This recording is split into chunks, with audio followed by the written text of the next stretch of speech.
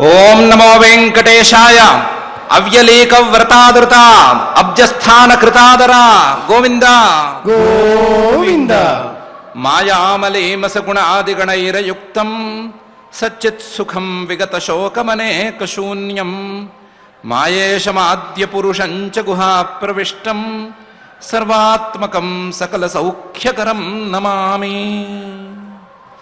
అని నిరంతర హృదంతర నివాసి అయిన శ్రీనివాస పరమాత్మని భక్తిగా నమస్కరించుకుంటూ శ్రీశుకుల వారు ఉపదేశం చేసిన శ్రీమద్భాగవతాన్ని అధ్యయనం చేసే కార్యక్రమాన్ని ఈ సాయంకాల వేళ మనం ప్రారంభించుకుందాము.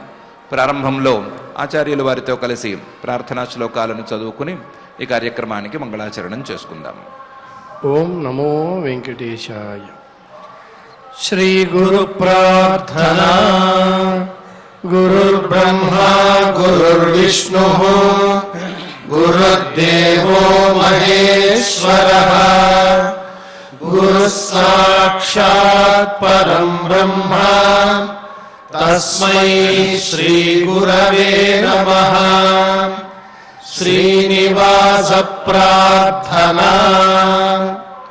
మారుతీడ్యపదాబ్జాయ మారమాతృప్రియాయ చ మారుతాయ మలభ్యాయ శ్రీనివాసాయ తే నమః.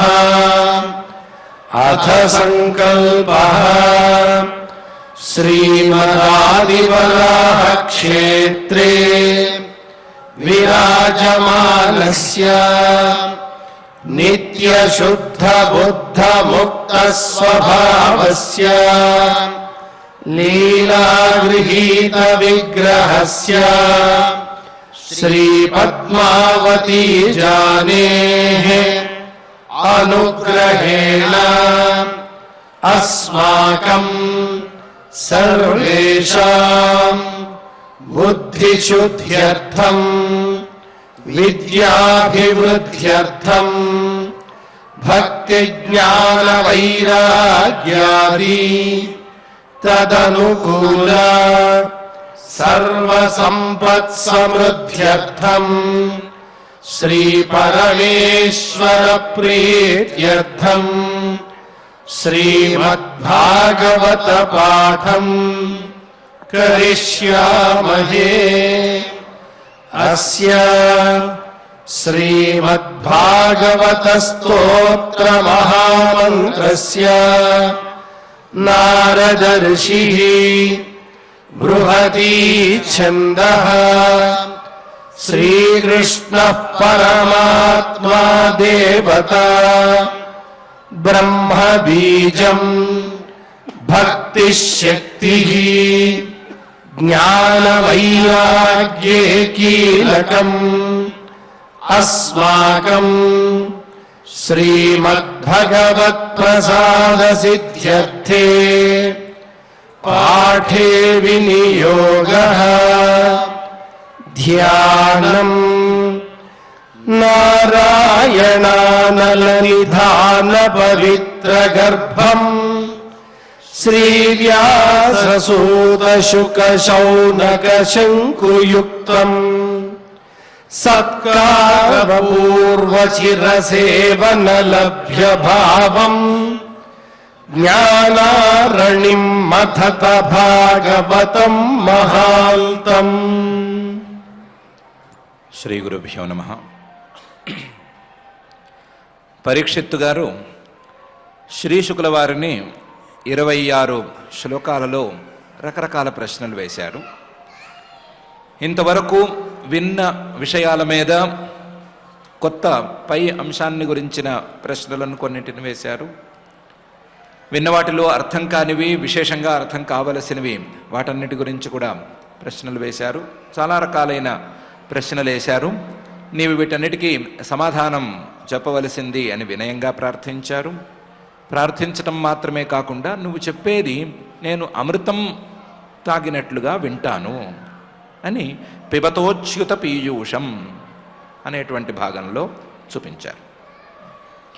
ఇలా పరీక్షిత్తు గారు ప్రశ్నలు వేయగా శ్రీశుకుల వారు ఏం చేశారు అనే విషయాన్ని సూత ఉవాచ, సూతుడు చెప్తున్నాడు, స ఉపామంత్రితో రాజ్ఞ కథాయాం ఇతి సత్పతే బ్రహ్మరాతో భృశం ప్రీత విష్ణురాతేన సంసది అని మొదలుపెట్టి 3 శ్లోకాలలో సహా ఇంతవరకు పరీక్షిత్తు గారు ప్రశ్నలు వేస్తుంటే ఓపిగ్గా ఆనందంగా వింటున్నారు శ్రీ శుకుల వారు.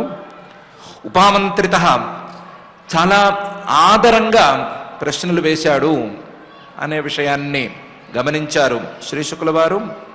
రాజ్ఞాం కథాయాం ఇతి, అందులోనూ కథాయాం ఆ సత్పతేహే, రాజులందరిలోకి లేదా ప్రభువులందరిలోకి చాలా గొప్పవాడైనటువంటి శ్రీహరి యొక్క కథలను చెప్పమని పరీక్షిత్తు గారు అడుగుతున్నారు అనే విషయాన్ని కనిపెట్టారు. స ఉపామంత్రితో రాజ్ఞ కథాయాం ఇతి సత్పతే. ఆ ప్రశ్నను వినంగానే బ్రహ్మరాత అనే పేరు కలిగినటువంటి శ్రీ శుకుల వారు భృశం ప్రీత, చాలా ఎక్కువగా సంతోషించారు. ప్రశ్నలు వేయటం అనేది జిజ్ఞాసకు చిహ్నమైతే ఆ జిజ్ఞాస రావటానికి కావలసినటువంటి సామాన్య జ్ఞానాన్ని తన వాక్యాల ద్వారా ఇతను పొందాడు అని అర్థం. ఇతను వాక్యాల ద్వారా పొందాడు అంటే శ్రద్ధగా విన్నాడు అని అర్థం. శ్రద్ధగా వినటం మాత్రమే కాకుండా పైన తెలుసుకోవాలి అనేటువంటి జిజ్ఞాసను కూడా వ్యక్తపరుస్తున్నాడు అని చాలా సంతోషించాడు. భృశం ప్రీత విష్ణురాతేన, విష్ణురాత అని పేరు కలిగినటువంటి పరీక్షిత్తు గారు శ్రీమన్మహావిష్ణువు ఉజ్జీవింపజేయగా పుట్టినటువంటి ఆ పరీక్షిత్తు గారు ఇలా అడిగారు. అందులోనూ సంసది సభలో ఇంత వినయంగా మాట్లాడుతున్నాడు అని బ్రహ్మరాతుడు అనే పేరు కలిగినటువంటి శ్రీ శుకుల వారు చాలా సంతోషించారు. స ఉపామంత్రితో రాజ్ఞా కథాయాం ఇతి సత్పతే బ్రహ్మరాతో భృశం ప్రీత విష్ణురాతేన సంసది అని ఈ శ్లోకంలో సూతుడు శౌనకాది మహర్షులకు చెప్తున్నాడు. అందులో శ్రీ శుకుల వారి యొక్క పేరు బ్రహ్మరాత అని కొత్తగా తెర మీదకు తీసుకొస్తున్నాడు. దానికి కారణం కూడా ఉంది.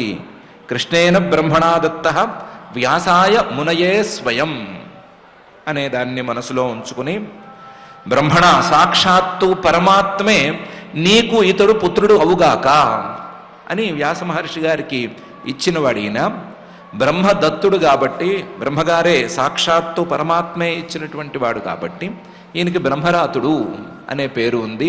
అటువంటి బ్రహ్మరాతుడు పరమాత్మే అందించగా పుట్టినటువంటి వాడు, పరమాత్మతత్వాన్ని అందరికీ అందజేయటానికి పుట్టినటువంటి వాడు ఆ మహర్షి గారు, శుక మహర్షి గారు. ఆయన ఈ ప్రశ్నలకు చాలా సంతోషించాడు అని ప్రత్యేకించి చెప్తున్నాడు. సంతోషించి ఏం చేశాడు అంటే, ప్రాహ భాగవతం నామ పురాణం బ్రహ్మ సంహితం బ్రహ్మణే భగవత్ ప్రోక్తం బ్రహ్మకల్ప ఉపాగతే అని అంటున్నాడు. సంతోషించినటువంటి ఈ శ్రీ శుకుల వారు ప్రాహ భాగవతం నామ పురాణం, పురాణం ఎంతో ప్రాచీన కాలం నుంచి వచ్చినటువంటి, ప్రాచీన కాలంలోనూ కొత్తగా ఉన్నటువంటి ఆ భాగవతం, భగవత్తత్వానికి సంబంధించినటువంటి ఈ ఉపదేశాన్ని, ఈ గ్రంథాన్ని ఆయన చెప్పాడు. ప్రాహ భాగవతం నామ పురాణం. ఎలాంటి పురాణం? బ్రహ్మ సంహితం, సాక్షాత్తు వేదంతో సమానమైనటువంటి వేదవేద్యుడైనటువంటి పరమాత్మను ప్రతిపాదన చేసేటువంటి పురాణం ఇది. దీన్ని చెప్పాడు. ప్రాహ భాగవతం నామ పురాణం బ్రహ్మ సంహితం. బ్రహ్మ సంహితం వేదంతో సమానమైనది మాత్రమే కాదు, బ్రహ్మణే భగవత్ ప్రోక్తం, సాక్షాత్తు బ్రహ్మగారికే శ్రీమన్నారాయణుడే చెప్పినటువంటి పురాణం ఇది. శ్రీమన్నారాయణుడు చేసినటువంటి ఉపదేశం ఇది. ఆ ఉపదేశాన్ని శ్రీ శుకుల వారు చెప్పారు. మరి బ్రహ్మగారు ఎప్పుడు శ్రీమన్మహావిష్ణువుని కలిశారు, ఎప్పుడు శ్రీమన్మహావిష్ణువు బ్రహ్మగారికి చెప్పాడు అంటే, బ్రహ్మకల్పే ఉపాగతే. బ్రహ్మగారు సృష్టి చేయక ముందు, బ్రహ్మకల్పే బ్రహ్మగారు చేయవలసినటువంటి సృష్టి ఉపాగతే దగ్గరగా ఉండగా, ఇంకా సృష్టి మనకు కనిపించేటువంటి ఈ భూత భౌతిక ప్రపంచ సృష్టి ఇంకా రావలసి ఉండగా సృష్టికి ముందు చెప్పారు. ఆ చెప్పినటువంటి అంశాన్నే శ్రీ శుకుల వారు పరీక్షిత్తు మొదలైన వారందరికీ ఉపదేశం చేశారు అని సూతుడు శౌనకాది మహర్షులకు ఈ శ్లోకంలో చెప్తున్నాడు. ప్రాహ భాగవతం నామ పురాణం బ్రహ్మ సంహితం బ్రహ్మణే భగవత్ ప్రోక్తం బ్రహ్మకల్పే ఉపాగతే అని. వాస్తవానికి బ్రహ్మ నారద సంవాదాన్ని చెప్పినటువంటి శ్రీ శుకుల వారు పరీక్షిత్తు గారి మధ్యలో ప్రశ్నలు వేయకపోయి ఉంటే ఆ బ్రహ్మగారికి ఈ జ్ఞానం ఎక్కడి నుంచి అందింది అనే విషయాన్ని చెప్పుకుంటూ వచ్చేవారే. బ్రహ్మగారికి సాక్షాత్తు భగవంతుడే చెప్పాడు అనే విషయాన్ని చెప్పేవారే. ఈ విషయంలో సూచనలను కూడా కొన్నిటిని ఆయన చేశారు, బ్రహ్మగారు కూడా చేశారు. కానీ మధ్యలో ప్రశ్నలు వచ్చినాయి కాబట్టి వాటన్నిటినీ విని వాటికి సమాధానంగా చెప్పవలసినటువంటి ఈ ఉపదేశంలో బ్రహ్మగారికి శ్రీమన్ మహావిష్ణువు చెప్పినటువంటి విషయాలన్నే చెప్తున్నారు అనే విషయాన్ని సూతుడు ప్రత్యేకించి ఈ శ్లోకంలో చెప్తూ, యద్యత్ పరీక్షిదృషభ పాండూనామనుపృచ్ఛతి ఆనుపూర్వ్యేణ తత్సర్వం ఆఖ్యాతుం ఉపచక్రమే అని చివరి శ్లోకంతో ఈ అధ్యాయాన్ని పూర్తి చేశారు. యద్యత్ పరీక్షిదృషభ, యద్యత్ పరీక్షిత్తు గారు ఏమేమి అడగదలుచుకున్నారో, ఏమేమి అడిగారో వాటన్నిటికీ సమాధానాలను చెప్పాలి అని మొదలుపెట్టారు. యద్యత్ పరీక్షిత్, ఎలాంటివాడు పరీక్షిత్తు? పాండూనాం ఋషభ, పాండువంశంలో పుట్టిన వారిలో చాలా శ్రేష్ఠుడు, భగవత్తత్వాన్ని అందుకోవటానికి ప్రయత్నాన్ని ప్రారంభించినవాడు. అటువంటి పరీక్షిత్తు గారు ఏమేమి అడిగినా సరే నేను సమాధానం చెప్పాలి. యద్యత్ పరీక్షిద్ ఋషభ పాండూనాం అనుపృచ్ఛతి ఆనుపూర్వ్యేణ తత్సర్వం. ప్రశ్నల వరుస క్రమంలోనే సమాధానాలు చెప్పటం అనేది సాధ్యం కాదు. అలా సమాధానం చెబితే వరుస అనేది ఉండదు. ప్రశ్నలకు వరుస ఉండాల్సిన అవసరం ఏం లేదు. గుర్తొచ్చిన ప్రశ్నను గుర్తొచ్చినట్లుగా పరీక్షిత్తు గారు వేయొచ్చు. కానీ సమాధానం చెప్పేటప్పుడు దానికో వరుస అనేది ఉండాలి. కాబట్టి ఆనుపూర్వ్యేణ తత్సర్వం, అన్ని ప్రశ్నలకు సమాధానం వచ్చేటట్లుగా, పైన రాబోయే ప్రశ్నలకు కూడా సమాధానం దక్కేటట్లుగా వరుసగా సమాధానం చెప్పాలి అని ఆఖ్యాతుం ఉపచక్రమే, సమాధానం చెప్పడాన్ని ప్రారంభించారు అని చెప్పి సూతుడు ఈ 8వ అధ్యాయాన్ని పూర్తి చేసేశాడు. యద్యత్ పరీక్షిద్ ఋషభ పాండూనాం అనుపృచ్ఛతి ఆనుపూర్వ్యేణ తత్సర్వం ఆఖ్యాతుం ఉపచక్రమే అని. ఈ అధ్యాయంలో మనం బాగానే గమనించినట్లుగా పరీక్షిత్తు గారి యొక్క వివిధ ప్రశ్నలు, ఆ ప్రశ్నలను విన్నటువంటి శ్రీ శుకుల వారు సంతోషించి సమాధానాన్ని చెప్పటం అనేటువంటి 2 అంశాలున్నాయి. దీనితో పాటుగా పరీక్షిత్తు గారి యొక్క అభిప్రాయం ఆ శ్రీకృష్ణుడి యొక్క కథలను కానీ పరమాత్మతత్వాన్ని గురించి కానీ వినటం అనేది అమృతాన్ని ఆస్వాదించటం లాంటిది. అది కర్ణరంధ్రాల్లోంచి గనక మనస్సులోకి ప్రవేశిస్తే మనస్సును శుద్ధిపరుస్తుంది అనేటువంటి అంశం. ఈ అంశాలను చెప్పటానికి ఈ అష్టమాధ్యాయాన్ని వ్యాస మహర్షి గారు వాడుకున్నారు. వాడుకుని 9వ అధ్యాయాన్ని పైన శ్రీశుక ఉవాచ అని ప్రారంభిస్తున్నారు. ఈ 9వ అధ్యాయాన్ని ఈ స్కంధంలో చాలా ముఖ్యమైన అధ్యాయంగా చెప్పుకోవచ్చు. స్కంధంలోనే కాకుండా శ్రీమద్భాగవతం మొత్తానికి తలమానికంగా ఈ అధ్యాయాన్ని గురించి చెప్పుకోవచ్చు. దానికి కారణాలను కూడా మనం రాబోయేటువంటి శ్లోకాలలో చూస్తాము. ఆ అధ్యాయాన్ని ఇలా ప్రారంభిస్తున్నారు. శ్రీశుక ఉవాచ, శ్రీశుకుల వారు ఇలా అంటున్నారు. ఆత్మమాయామృతే రాజన్ పరస్యానుభవాత్మనః న ఘటేతార్థ సంబంధ స్వప్నద్రష్టురివాంజస అని. నువ్వు ఎన్నెన్నో ప్రశ్నలు వేసావు, వాటన్నిటికీ సమాధానం చెప్తాను, కానీ సమాధానం నా వరుసలో నేను చెప్తాను. నువ్వు గత అధ్యాయంలో 7వ శ్లోకంలో యదధాతుమతో బ్రహ్మన్ అని ప్రారంభించి దేహారంభోస్య ధాతుభిః అని ఈ జీవుడి యొక్క శరీరం అనేది ఎలా పుట్టుకొచ్చింది, జీవుడికి భూతాలకు సంబంధం లేనప్పుడు ఆ భూతాల ద్వారా జీవుడికి శరీరం అనేది ఎలా పుట్టుకొస్తుంది అని ప్రశ్న వేశావు. దానికి ఒకటే సమాధానము, ఎప్పుడైతే ఉపపత్తి కనిపించటం లేదు, ఉపపత్తి కనిపించకపోయినా వస్తువు ఎదురుకుండా ఉంది అనే మాట వస్తుందో అప్పుడు తప్పనిసరిగా రావాల్సింది ఆత్మమాయామృతేరాజన్ పరస్యానుభవాత్మన నఘటేతార్థ సంబంధ అనేదే. రాజన్, ఓ పరీక్షిత్తు, నువ్వు అడిగినటువంటి ప్రశ్నకు సూటి అయిన సమాధానం నీ ప్రశ్నతో సహా కలిపి నేను చెప్తున్నాను.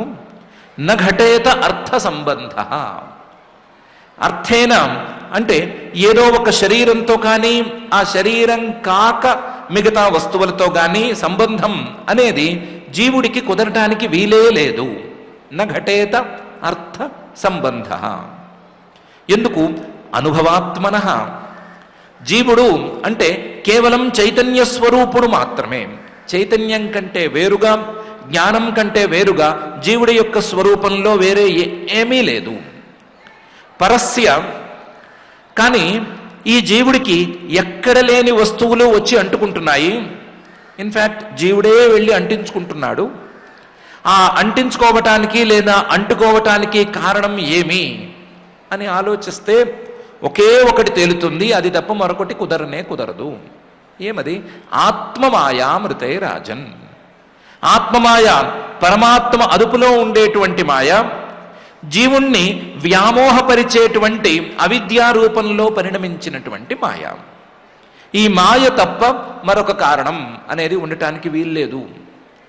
భూతాలు పుట్టుకురావచ్చు, ఈ భూతాల శరీరాన్ని తీసుకురావచ్చు, భూతాల ద్వారా శరీరం ఆటోమేటిక్గానే తయారవ్వచ్చు. కానీ ఫలానా శరీరాన్నే ఫలానా జీవుడు మాత్రమే నేను అని ఎందుకు అనుకుంటున్నాడు అనే ప్రశ్న వేసుకుంటే ఒకే ఒక సమాధానం చెప్పుకోవాలి, ఆత్మమాయ అని. కాబట్టి ఆత్మమాయామృతే రాజన్ పరస్య అనుభవాత్మన నఘటేత అర్థ సంబంధ. ఇది ఎంత సౌకర్యవంతంగా లేకపోయినట్లయితే ఒకసారి కలలలో ఉండేటువంటి శరీరాలను చూసుకుంటే సరిపోతుంది. స్వప్న ద్రష్టురివాంజస. కలల్లో ప్రతి మనిషికి ఏవేవో శరీరాలు కలుగుతాయి. కొంతమంది కలల్లో తాము పులులైనట్టు, సింహాలుగా మారిపోయినట్టు, హీరోలమైపోయినట్లు రకరకాలుగా కలలు కంటారు. ఆ కలలు కనేటప్పుడు ఆ శరీరాలకి, కలల్లో చూసేటువంటి శరీరాలకి, అప్పుడే పుట్టుకొచ్చి కలలు పూర్తవుతూనే మాయమైపోయేటువంటి శరీరాలకి ఈ జీవుడికి సంబంధం ఎక్కడి నుంచి వచ్చింది? జీవుడు ప్రత్యేకించి ఆ కలలో ఉండే శరీరంతో ఎక్కడైనా పుట్టాడా? పుట్టినవాడు క్రమంగా పెరుగుతూ వచ్చాడా? పెంచుకుంటూ తన శరీరాన్ని ఇంత లావును తయారు చేసుకున్నాడా? చేసుకుని ఈరోజు చూస్తున్నాడా అని అడిగితే దేనికి లేదు అనే సమాధానం తప్ప చెప్పలేం కదా. అట్లాగే ఆ శరీరంతో జీవుడికి సంబంధం ఎక్కడి నుంచి వచ్చింది అని అడిగితే మాయ లేదా నిద్ర అనే సమాధానం చెప్పాలి కదా. ఆ సమాధానాన్నే ఇక్కడ కూడా చెప్పుకుని తీరాలి. ఆత్మమాయామృతే స్వప్నద్రష్టు అంజసా నఘటేత అర్థ సంబంధ. కేవలం నిద్రారూపంలో పరిణమించినటువంటి మాయా సంబంధం వలన స్వప్నద్రష్టకు ఆ స్వప్నంలో చూసేటువంటి శరీరానికి ఒక సంబంధం ఏర్పడుతోంది. ఆ సంబంధం మాయాకృతమే తప్ప, నిద్ర వలన వచ్చిందే తప్ప మరొక దాని వలన కాదు. అలాగే ఈ జాగ్రత్త కాలంలో మెళకువగా ఉన్నప్పుడు కూడా ప్రతి జీవుడికి ఒక్కొక్క శరీరంతో వచ్చేటువంటి సంబంధం ఆత్మమాయ ద్వారానే కలుగుతోంది. ఆత్మమాయామృతే రాజన్ పరస్య అనుభవాత్మన నఘటేత అర్థ సంబంధ స్వప్న ద్రష్టురివాంజస అనేది నువ్వు అడిగినటువంటి ప్రశ్నకు సరి అయిన సమాధానం. ఎప్పుడైతే నీవు ఈ శరీరానికి జీవుడికి ఉండేటువంటి సంబంధంలో ఉపపత్తి లేదు అన్నావో, ఆ ఉపపత్తి లేకపోవటమే మాయ యొక్క చిహ్నం అని శ్రీ శుక్ల వారు స్పష్టంగా చెప్పారు. చెప్పి దీనికి కావాలంటే ఉపనిషద్వాక్యాలున్నాయి, వెతుక్కోవచ్చు. జీవేశా వాభాసేన కరోతి మాయాచా విద్యాచ స్వయమేవ భవతి అని మొదలయ్యే ఉపనిషద్వాక్యాలు ఎన్నెన్నో ఈ విషయాలను ప్రతిపాదన చేస్తున్నాయి. అసలు జీవుడు పరమాత్మ కంటే విడిగా రావటానికి కారణమే ఇదే మాయ. జీవుణ్ణి ఒక్కొక్క శరీరంలోనూ ప్రత్యేకించి కట్టేయటానికి కూడా అవిద్య అని పిలువబడేటువంటి ఇదే మాయ కారణం. మాయాచ అవిద్యాచ స్వయమేవ భవతి అని ఈ మాయే అవిద్యారూపంలో పరిణమించి జీవుణ్ణి ఒక్కొక్క శరీరానికి కట్టేస్తోంది. ఇదే మాయ నిద్రారూపంలో పరిణమించి స్వప్నంలో అంటే కలలలో ఎన్నెన్నో శరీరాలతో జీవుణ్ణి ప్రతిరోజు కట్టేస్తోంది. ఇది మాయ యొక్క ప్రభావమే తప్ప మరొకటి కాదు అని శ్రీ శుకుల వారు తన యొక్క తాత్పర్యాన్ని ఈ శ్లోకంలో చూపిస్తున్నారు. చూపిస్తూ బహురూప ఇవాభాతి మాయయా బహురూపయ రమమాణో గుణేశ్వస్య మమాహమితి మన్యతే అని పై శ్లోకంలోనే ఈ భావం యొక్క ఎక్స్టెన్షన్ని, ఈ భావం తాలూకు వివరణను చూపిస్తున్నారు. ఎలా? బహురూప ఇవాభాతి మాయయా బహురూపయ. గత శ్లోకంలో పరస్య అనే ఒక పదం ఉంది. అలాగే ఆత్మమాయ అన్నప్పుడు ఆత్మ అంటే పరమాత్మ అనే అర్థం చెప్పుకుని పరమాత్మ అదుపులో ఉండేటువంటి మాయ అనే అర్థం కూడా గత శ్లోకంలో ఉంది. ఆ పరమాత్మ యొక్క మాయ ద్వారా జరిగేటువంటి వ్యవహారాలు, ఆ మాయ యొక్క పరిణామాలు ఎలా ఉంటాయి అంటే ఆ మాయయా అదే మాయతో బహురూప ఇవాభాతి, ఏకంగా అద్వితీయంగా ఉండేటువంటి పరమాత్మ బహురూప ఇవాభాతి, రకరకాల రూపాలలో భాసిస్తూ ఉంటాడు. బహురూప ఇవాభాతి మాయయా బహురూపయ. దానికి కారణం మాయ, ఆ మాయలో ఉండేటువంటి బహురూపాలు. మాయ ఎన్నెన్నో రూపాలను, కొత్త కొత్త రూపాలను ధరించడానికి సిద్ధంగా ఉంటుంది, ఆ శక్తిని కూడా కలిగి ఉంటుంది. ఆ మాయతో పరమాత్మ కూడా ఆయా రూపాలను ధరించి కొత్త కొత్త రూపాలలో కనిపిస్తాడు. ఆయా దేవతల రూపాల్లోనూ కనిపిస్తాడు, ఆయా శరీర రూపాల్లోనూ కనిపిస్తాడు, ఆయా భూత భౌతిక ప్రపంచంలో ఉండేటువంటి వస్తువుల రూపాలలోనూ కనిపిస్తాడు. బహురూప ఇవాభాతి మాయయా బహురూపయ. ఎలా కనిపిస్తాడు? రమమాణో గుణేశ్వస్యాహ. అస్యాహ ఈ మాయ యొక్క గుణేషు సత్వము రజస్సు తమస్సు అనేటువంటి గుణాలలో రమమాణ చాలా సంతోషంగా ఆడుకుంటున్నట్లుగాను, ఈ గుణాల వలన ఆనందాన్ని అనుభవిస్తున్నట్లుగాను కనిపిస్తాడు. రమమాణో గుణేశ్వస్యాహ. చూడ్డానికి ఎలా కనిపిస్తాడు? మమ అహం ఇది మన్యతే.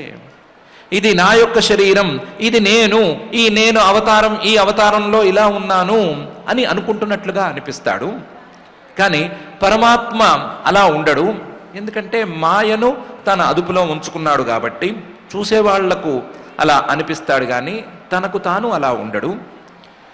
జీవుడు మాత్రం ఈ మాయ ద్వారా వచ్చినటువంటి శరీరాలను వాటన్నిటినీ మమా అహం ఇది మన్యతే, నేను నాది అని అనుకుంటాడు. నేను నాది అని అనుకునేటప్పుడు బహురూప ఇవాభాతి.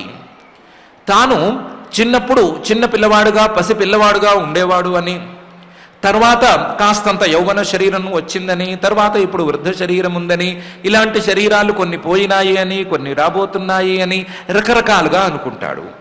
బహురూప ఇవాభాతి. తనను తాను ఒకే జన్మలో కూడా నేనే అని అనుకుంటూ కూడా, అంటే ప్రత్యభిజ్ఞానాన్ని పొందుతూ కూడా వేరువేరుగా తెలుసుకుంటాడు, వేరువేరుగా భావిస్తూనే ఉంటాడు. దానికి కారణం ఈ శరీరాలు, ఈ శరీరాలను తెచ్చిపెట్టేటువంటి మాయ అనే విషయాన్ని గుర్తించడు.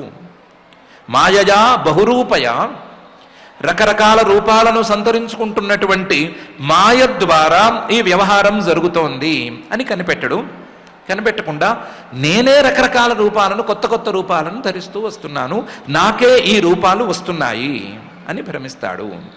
బహురూప ఇవాభాతి మాయయా బహురూపయ రమమాణో గుణేశ్వస్యాహ. ఈ మాయ తాలూకు సత్వరజస్తమో గుణాలు ఏవేవో ప్రభావాలను చూపిస్తూ ఉంటే వాటిలో సంతోషంగా కాలం గడుపుతూ ఉంటాడు, వాటిని అనుభవిస్తూ ఉంటాడు, ఆనందిస్తూ ఉంటాడు. అస్యాహ గుణేషు రమమాణ. ఆ ప్రీతికి కారణంగా మమ అహం ఇది మన్యతే. నేను అని ప్రారంభించి నాదితో పూర్తి చేసేసుకుంటాడు. నేను నాదితో మొత్తం ప్రపంచం మొత్తాన్ని చుట్టేస్తాడు. చుట్టేసి ఆ నేను నాది అనేటువంటి ప్రపంచంలో ఆనందంగా ఉన్నాను అని అనుకుంటూ ఉంటాడు. భ్రమంలోనే చిక్కుకుని ఉంటాడు అని శ్రీ శుకుల వారు చెప్తున్నారు. బహురూప ఇవాభాతి మాయయా బహురూపయా రమమాణో గుణేశ్వస్యాహ మమాహమితి మన్యతే అని. దీనికి కూడా ఎన్నో ఉపనిషద్వాక్యాలు ప్రమాణంగా ఉన్నాయి. ఇంద్రో మాయాభి పురురూప ఈయతే యుక్తాహ్యస్య హరయశతాదశ అనే శ్వేతాశ్వతరోపనిషత్తు ఉంది. ఇంద్ర అంటే పరమాత్మ మాయాభి మాయలో ఉండేటువంటి ఎన్నెన్నో శక్తుల ద్వారా, వివిధ శక్తుల ద్వారా పురురూప రకరకాల రూపాలలో కనిపిస్తూ ఉంటాడు. లేదా ఇంద్ర జీవుడు మాయాభి మాయ ద్వారా వచ్చేటువంటి శరీరాలు, ఈ శరీరాల్లో ఉండేటువంటి పరిణామాలు, వీటన్నిటితో పురురూప రకరకాల రూపాలను సంతరించుకొని ఉంటాడు అని ఉపనిషత్తు చెప్తోంది. ఆ ఉపనిషత్తు చెప్పినటువంటి భావాన్నే నేను కూడా చెప్పాను అని శ్రీ శుకుల వారు ఈ శ్లోకంలో అంటున్నారు. బాగానే ఉంది. మాయా అవిద్య అనే వాటిని పక్కపక్కన పెట్టారు. లేదా మాయ యొక్క ఒక రూపాంతరమే అవిద్య అని అన్నారు. చక్కగానే ఉంది. మాయ అంటేనేమో ఈశ్వరుడు యొక్క అదుపులో ఉండేది, అవిద్య అంటేనేమో జీవుణ్ణి వ్యామోహింపజేసేది అని అన్నారు. మాయతో వచ్చేటువంటి రూపాల మీద పరమేశ్వరుడికి, ఆ పరమాత్మకు ఏ విధమైన అభిమానము ఉండదు అని అన్నారు. కానీ అదే మాయ అవిద్యగా మారితే దానివలన శరీరాలు పుట్టుకొస్తే ఆ శరీరాలతో జీవుడు ఎక్కడ లేని సంబంధాన్ని కలిగి ఉంటాడు అని అన్నారు. నష్టపోతున్నవాడు జీవుడు అని తేల్చి చెప్పారు. నష్టం లేనివాడు పరమాత్మ అని కూడా అన్నారు. చక్కగానే ఉంది. కానీ నష్టపోతున్న జీవుడు ఈ నష్టాన్ని ఆపుకోవటం ఎట్లా? జరిగేటువంటి ఈ డ్యామేజ్ని ఎలా అరికట్టాలి? ఎలా ఈ అవిద్యను అదుపు చేయాలి? ఎలా ఈ అవిద్యను దాటాలి అనే ప్రశ్న వస్తే దానికి శ్రీ శుకుల వారు 3వ శ్లోకంలో సమాధానం చెప్తున్నారు. యర్హివావ మహిమ్నిస్వే పరస్మిన్ కాలమాయయో రమేత గత సమ్మోహ త్యక్తోదాస్తే తదో భయం అని. జీవుణ్ణి ఇబ్బంది పెట్టేవి రెండు భావాలు కదా. జీవుడి యొక్క అసలు సిసలు శత్రువులు రెండు. అవి ఉభయం అహం మమ అనేటువంటి భావాలు. ఈ రెండిటిని విడిచిపెడితే తప్ప జీవుడికి ఈ నష్టం నుంచి బయటికి రావటం అనేది కుదరదు. ఈ నష్టాన్ని నివారించుకోవటం అనేది జరగదు. అది జరగాలి అంటే ఏం చేయాలి? యర్హివావ మహిమ్నిస్వే పరస్మిన్ కాలమాయయో రమేత. జీవుడు తన అలవాటును మార్చుకోవాలి. జీవుడు ఈ ఉభయం అహం మమ అని ప్రారంభించుకుని ఈ భావాలతో నేను నాది అనేటువంటి 2 భావాల మధ్య సంతోషంగా ఉన్నాననుకుంటున్నాడు, లేదా సంతోషిస్తున్నాడు. ప్రాక్టికలీ సంతోషిస్తున్నాడు. ఈ సంతోషించేటువంటి అలవాటును మార్చుకుని నేను నాది, నేను అంటే శరీరం అని అనుకుని, నాది అంటే ఆ శరీరానికి సంబంధించినటువంటి భౌతిక ప్రపంచం అని అనుకుని వీటితో సంతోషించటం, వీటి ద్వారా ఆనందపడటం అనే అలవాటును మానుకోవాలి. మానుకుని ఏం చేయాలి? యర్హివావ మహిమ్నిస్వే పరస్మిన్ కాలమానయో. స్వే తన యొక్క స్వస్వరూపమైనటువంటి పరస్మిన్ ఆ పరమాత్మ యొక్క మహిమ అయినటువంటి శాశ్వత సుఖంలో రమేత. ఒకవేళ గనక ఆనందించేటువంటి పరిస్థితినే గనక తెచ్చుకున్నట్లయితే ఆ పరమాత్మను కాల మాయయోహో పురుష ప్రకృత్యోహో అతీత అనే విధంగా అర్థం చేసుకుని ఆ కాలానికి మాయకి సంబంధం లేనటువంటి పరమాత్మతత్వమైనటువంటి సుఖస్వరూపంలో రమణం లేదా సుఖస్వరూపంలో ఆనందించటం అనే దాన్ని గనక అలవాటు చేసుకున్నట్లయితే తనకు ఉండేటువంటి శరీరంతోనూ శరీరానికి సంబంధించిన వస్తువులతోనూ ఆటలాడుకోవటం అనే దాన్ని మానుకుని తన యొక్క స్వస్వరూపమైనటువంటి పరమాత్మ రూపంలో ఆనందించటం అనేది గనక మొదలు పెట్టుకున్నట్లయితే ఈ నష్టాన్ని నివారించుకోవచ్చు. యర్హివావ మహిమ్నిస్వే పరస్మిన్ కాలమానయో రమేత గత సమ్మోహ. తనకుండేటువంటి మోహాలన్నిటినీ గనక పోగొట్టుకోగలిగినట్లయితే ఈ స్థితిని చేరొచ్చు. తనకుండేటువంటి మోహాలు కాలమాయయోహో మోహ, ప్రకృతి ఎవరు పురుషుడెవరు అనే విషయంలో స్పష్టత లేదు. ప్రకృతిని పురుషుణ్ణి కలిపేసే ఇప్పుడు వ్యవహారం చేస్తున్నాడు. అలా కాకుండా వాటి మీద ఉండేటువంటి మోహాన్ని పోగొట్టుకోగలిగినట్లయితే గత సమ్మోహ, అప్పుడు త్యక్త్వా, ఈ ఉభయాన్ని అహం మమ అనే రెండిటినీ త్యక్త్వా పూర్తిగా విడిచిపెట్టి ఉదాస్తే, ఉదాసీనంగా సుఖంగా ఉండగలుగుతాడు. అలవాటును మార్చుకుని స్వస్వరూపంలో సంతోషించటం అనే దాన్ని ప్రారంభించుకుంటే, ఇంకో రకంగా చెప్పుకుంటే శరీరానికి సంబంధించినటువంటి వస్తువులను ప్రేమించటం అనుకుని స్వస్వరూపమైనటువంటి పరమాత్మను ప్రేమించుకోవటం అనేది గనక మొదలు పెడితే, ప్రేమించటం కాదు ప్రేమించుకోవటం అనే దాన్ని గనక ప్రారంభించుకున్నట్లయితే, ఆ పరమాత్మ మీద ప్రేమను భక్తి రూపంలో మార్చుకున్నట్లయితే ఇవన్నీ క్రమక్రమంగా తొలగిపోయి నష్టాల నుండి గట్టెక్కుతాడు అని శ్రీ శుక్ల వారు చెప్తున్నారు. యర్హివావ మహిమ్నిస్వే పరస్మిన్ కాలమానయో రమేత గత సమ్మోహ త్యక్త్వోదాస్తే తదో భయం అని. ఈ శ్లోకంలోనూ ఎన్నెన్నో ఉపనిషద్వాక్యాలను ఉంచారు. స్వే మహిమ్ని ప్రతిష్ఠిత అథవా నమహిమ్ని అనేటువంటి ఛాందోగ్య వాక్యాన్ని పెట్టారు. భిద్యతే హృదయ గ్రంథి ఇలాంటి వాక్యాల యొక్క తాత్పర్యాన్ని కూడా పెట్టారు. ఎన్నెన్నో ఉపనిషద్వాక్యాల సారాంశంగా ఈ శ్లోకాన్ని చెప్పి, సరేలే ఇది అసలు చెప్పవలసినటువంటి సిద్ధాంతం, ఎక్కవలసినటువంటి సిద్ధాంతం. ఈ సిద్ధాంతాన్ని బాగా అర్థమయ్యేందుకు వీలుగా శ్రీమన్ మహావిష్ణువు బ్రహ్మగారికి చెప్పినటువంటి వృత్తాంతాన్ని చెప్తాను, ఆ జరిగినటువంటి క్రమాన్ని కూడా క్రమంగా చెప్తాను అని. ఆసీద్యదుదరాత్ పద్మం అని 8వ శ్లోకంలో నువ్వు అడిగావు కదా, ఆ ఆసీద్యదుదరాత్ పద్మం అనే శ్లోకంలో నువ్వు అడిగినటువంటి ప్రశ్నకు సమాధానంగా పైన గ్రంథాన్ని మొదలు పెడుతున్నాను అని మొదలుపెట్టి, ఆత్మతత్వ విశుద్ధ్యర్థం యదాహ భగవానృతం బ్రహ్మణే దర్శయన్ రూపం అవ్యలీక వ్రతాదృత అని మొదలుపెట్టి చెప్పుకుంటూ వస్తున్నారు. ఆత్మతత్వ విశుద్ధ్యర్థం, ఆత్మతత్వం అంటే ఏమిటి అనేది విశుద్ధంగా అంటే స్పష్టంగా తెలియాలి. ఆత్మతత్వం అనేది మిగతా పదార్థాలతో కలగలిసిపోయే అందరికీ తెలుస్తోంది. శరీరంతో కలిసిపోయి తెలుస్తుంది, శరీరానికి సంబంధించిన వస్తువులతో కలిసిపోయి తెలుస్తుంది.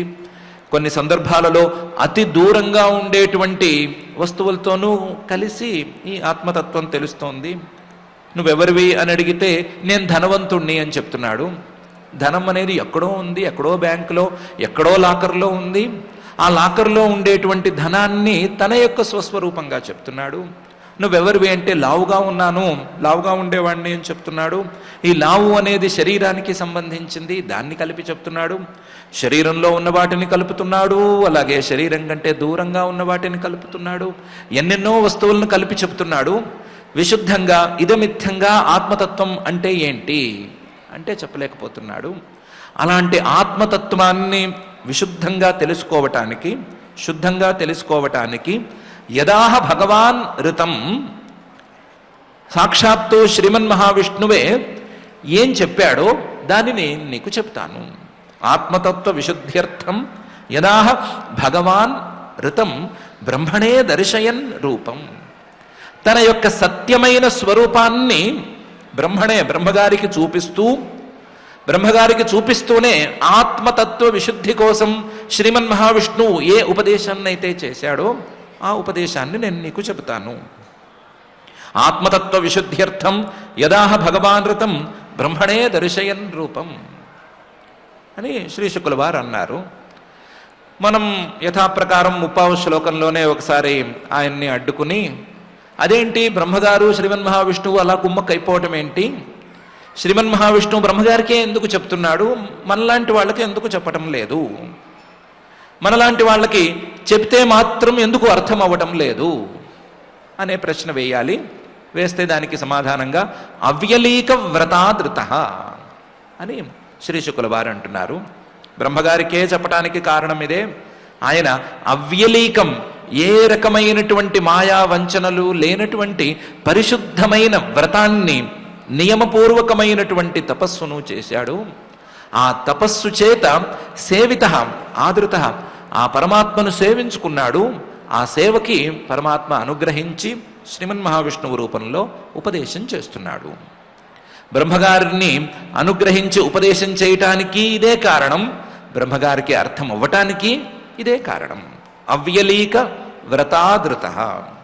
మనలో కాదు, ఎవరిలోనూ కాదు, ఎవరైనా సరే ఈ అవ్యలీక వ్రతం అనేది గనక చేసుకున్నట్లయితే వారికి కూడా తప్పనిసరిగా ఉపదేశం చేస్తాడు.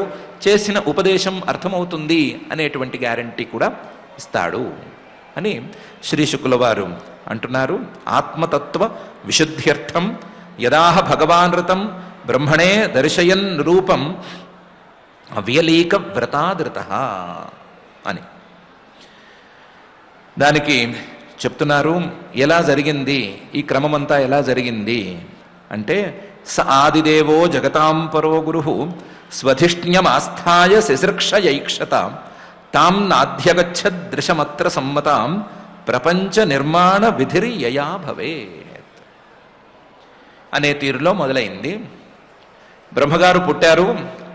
పుట్టినటువంటి బ్రహ్మగారు తాను పుట్టినటువంటి ఆ కమలం, పద్మం లేదా తామర పువ్వును ఒకసారి పరిశీలించి చూసుకున్నారు. చుట్టూ ఎవరైనా ఉన్నారా అని వెతికి చూశారు. చూస్తే ఎవరు కనిపించలేదు. తాను పుట్టినటువంటి ఈ పద్మం ఎక్కడి నుంచి వచ్చింది అని వెతుకుదాము అని అనుకుని ఆ తామర పువ్వు ఉండేటువంటి నీటిలోకి, ఘనోదం అనేటువంటి నీటిలోకి దూకారు. దూకి ఆ తామర తూడు పట్టుకుని ఎన్నో సంవత్సరాల పాటు, లేకపోతే ఆ దేవమానంలో ఉండేటువంటి కాలం ప్రకారం ఎంతో కాలం పాటు కిందకి దిగుతూనే ఉన్నారు. ఎంత దిగినా సరే ఆ తామర తూడు యొక్క మొదలు అనేది కనిపించలేదు. కనిపించక విసిగిపోయి ఆయన మళ్ళీ వచ్చి పద్మం మీద కూర్చున్నాడు. కూర్చుంటే ఆ కూర్చున్నప్పుడు ఏం జరిగింది అంటే, స ఆదిదేవ, ఆదిదేవుడైనటువంటి ఆ బ్రహ్మగారు జగతాం పరహ గురుహు, ఈ లోకంలో ఉండేవారందరికీ భక్తితత్వాన్ని ఉపదేశం చేయగలిగినటువంటి పరమగురువు, భక్తితత్వంతో పాటుగా పరమాత్మ దగ్గర నుంచి పరమాత్మతత్వాన్ని అందుకుని దాన్ని కూడా ఉపదేశం చేయగలిగినటువంటి పరమగురువు అయినటువంటి ఆ బ్రహ్మగారు స్వధిష్ణ్యమాస్థాయ, మళ్ళీ ఈ వెతుకులాటను పూర్తి చేసుకుని తన స్థానానికి వచ్చి కూర్చున్నాడు.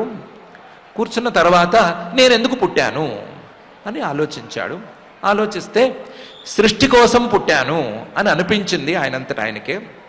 దాంతో నేను సృష్టి కోసం పుట్టాను కాబట్టి సృష్టి చేద్దాము అని అనుకున్నాడు. అనుకుని ఏం చేద్దాము అని ఆలోచించడం మొదలుపెట్టాడు. శిశృక్షయ ఐక్షత, సృష్టి చేయాలి, సృష్టి చేయడానికి ఏం చేయాలి అనేటువంటి ఆలోచన, ఈ రెండిటి కోసం కూర్చున్నాడు. కూర్చుంటే తాం నాధ్యగచ్చదృశం, ఏం చేయాలి అనే విషయం మీద, ఎలా సృష్టి చేయాలి అనేటువంటి అంశం మీద ఏ రకమైనటువంటి జ్ఞానము ఆయనకు కలగలేదు. తాం నాధ్యగచ్చత్ దృశం అత్ర సమ్మతాం, ఈ సృష్టి విషయంలో కావలసినంత మేరకు ఎంత జ్ఞానం కలగాలో అంత మేరకు ఆయనకు కలగనే లేదు. ప్రపంచ నిర్మాణ విధిర్యయా భవేత్, ఈ సృష్టి జరగాలి అంటే సృష్టికి ముందు సృష్టి ఏ రకంగా చేయాలి అనే విషయం మీద జ్ఞానం ఉండాలి కదా. ఉండకపోతే ఏదో మొదలుపెట్టి ఏదో చేసేస్తే అది సరి అయిన పని కాదు కదా. ఎప్పుడో వినాయక చవితికి వినాయకుడిని చేద్దాము అని మట్టి బొమ్మను మొదలుపెట్టి హనుమ జయంతికి ఆంజనేయ స్వామిని చేస్తే వీలుండదు కదా. వినాయకం ప్రకుర్వాణో రచయామాస వానరం అన్నట్లు తయారైతే ఈ సృష్టికి విలువ ఉండదు కదా. అందుకని ఏం చేయాలి అనే విషయం మీద ప్రపంచ నిర్మాణ విధిర్యయా భవేత్, ఈ ప్రపంచం మొత్తం క్రమంగా ఎంత సిస్టమేటిక్గా నడవాలో, అవన్నీ ఎలా ఉండాలో తెలియటానికి కావలసినంత జ్ఞానం, తేలటానికి కావలసినంత జ్ఞానం ఆయనకు కలగలేదు. స ఆదిదేవో జగతాం పరో గురు స్వధిష్ణ్యమాస్థాయ శిశృక్షయైక్షతాం తాం నాధ్యగచ్చదృశమత్ర సమ్మతాం ప్రపంచ నిర్మాణ విధిర్యయా భవే. దాంతో ఆయన ఏం చేశాడు? స చింతయన్ ద్వ్యక్షరమేకదాంభసి ఉపాశృణో ద్విర్గదితం వచో విభు స్పర్శేషు యత్ షోడశమేకవింశం నిష్కించనానాం నృప యద్ధనం విదుహు అని చేశాడు. ఇది జరిగింది. ఏం జరిగింది? సహా చింతయన్, ఆలోచిస్తూనే ఉన్నాడు. ఎలా చేయాలి ఎలా చేయాలి ఎలా చేయాలి అని ఆలోచిస్తూనే ఉన్నాడు. ఆలోచిస్తుంటే ఆయనకు 2 అక్షరాలు 2 సార్లు వినిపించినాయి. 2 అక్షరాలు 2 సార్లుగా వినిపించినాయి. ద్వ్యక్షరం ఏకదా అంభసి, తాను ఉన్న పద్మం తాలూకు నీళ్లలోంచి 2 అక్షరాలు 2 సార్లు వినిపించినాయి. ఉపాశృణోత్, ఈయన విన్నాడు. ద్విర్గదితం, 2 సార్లుగా వినిపించినాయి ఆ 2 అక్షరాలు. వచః విభువు, ఆ వాక్యాన్ని ఈ విభువు సృష్టి చేయటానికి పూనుకున్నటువంటి బ్రహ్మగారు ఉపాశృణోత్, దగ్గరగా విన్నాడు. ఎలా ఉన్నాయి అవి అంటే స్పర్శేషు యత్ షోడశం ఏకవింశం. మనకు అక్షరాలను గురించి తెలుసు కదా, అక్షరాలు ఎన్నో ఉన్నాయి కదా. వాటిల్లో మనకి అచ్చులు హల్లులు తెలుసు. అచ్చులు అంటే 16, హల్లులు అంటే కొన్ని అని తెలుసు. అందులో కొన్ని మనం కలిపినవి ఉన్నాయి, కొన్ని కలపక్కర్లేనివి ఉన్నాయి. ఈ హల్లుల్లో మొదటి 25 హల్లులకి స్పర్శలు అని పేరు. కక్క గగ్గగా అనే కవర్గలు అనే 5 వర్గలు ఉంటాయి కదా, పాప బాభామ వరకు ఉండేటువంటి వర్గలు. వాటిల్లో ఉండేటువంటి 25 అక్షరాలకు స్పర్శలు అని పేరు. ఆ స్పర్శలలో 16వ స్పర్శను విన్నాడు. అంటే కవర్గను పోనిచ్చి మళ్ళీ చవర్గను పోనిచ్చి చివరికి తవర్గలో ఉండేటువంటి మొదటి అక్షరాన్ని విన్నాడు. 16వ అక్షరాన్ని, ఆ టవర్గను కూడా పోనిచ్చి 16వ అక్షరమైనటువంటి తవర్గంలో మొదటి అక్షరమైన తా అని విన్నాడు. మళ్ళీ ఏకవింశం అంటే ఈ తవర్గ కూడా పూర్తయిన తర్వాత వచ్చేటువంటి పవర్గలో మొదటి అక్షరం 21వ అక్షరం, దాన్ని కూడా కలిపి విన్నాడు. అంటే తా పా అని 2 అక్షరాలు, ఆ 2 అక్షరాలను విన్నాడు. ఇవి కూడా 2 సార్లు వినిపించటం అనే దాన్ని గమనించాడు. తపా తపా అని 2 సార్లు వినిపించినాయి. అసలు అప్పటికి అలాంటి శబ్దాలు ఉత్పన్నం కావటం అనేది అసంభవం. శబ్దాలను ఉత్పత్తి చేయటానికి కావలసినటువంటి మానవ శరీరం అనేది అప్పటికి నిర్మాణం కానే లేదు. మానవ శరీరం అనేది పుట్టుకురానే లేదు. అసలు శరీర నిర్మాణం కాదు కదా. ఈ సృష్టిలో ఏ మొదటి పదార్థాన్ని సృష్టి చేయటానికి కావలసినటువంటి జ్ఞానము బ్రహ్మగారి దగ్గర లేదు. కానీ ఈ తప అనేటువంటి 2 అక్షరాలు ఆయనకు 2 సార్లు వినిపించినాయి. సచింతయన్ ద్వ్యక్షరమేకదాంభసి ఉపాశృణో ద్విర్గదితం వచో విభు స్పర్శేషు యత్ షోడశమేకవింశం అని బ్రహ్మగారు అన్నారు. అని శ్రీశుకుల వారు అన్నారు, బ్రహ్మగారు విన్నారు అని. ఇందులో ఏమొచ్చింది? తప తప అని విన్నాడు. ఆ తపా తప అనే మాటలో అంత విలువేముంది?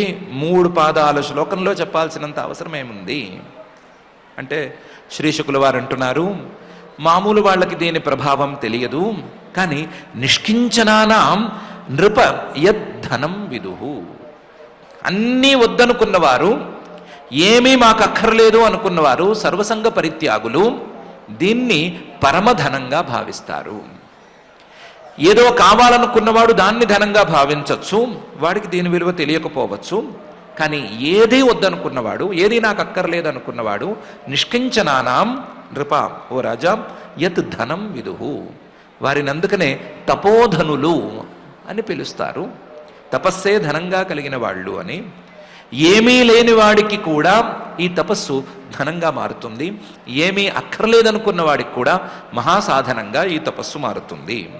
అలాంటి తపస్సు ఆయనకి వినిపించింది. కింద నుంచి తపా తపా అని వినిపించింది.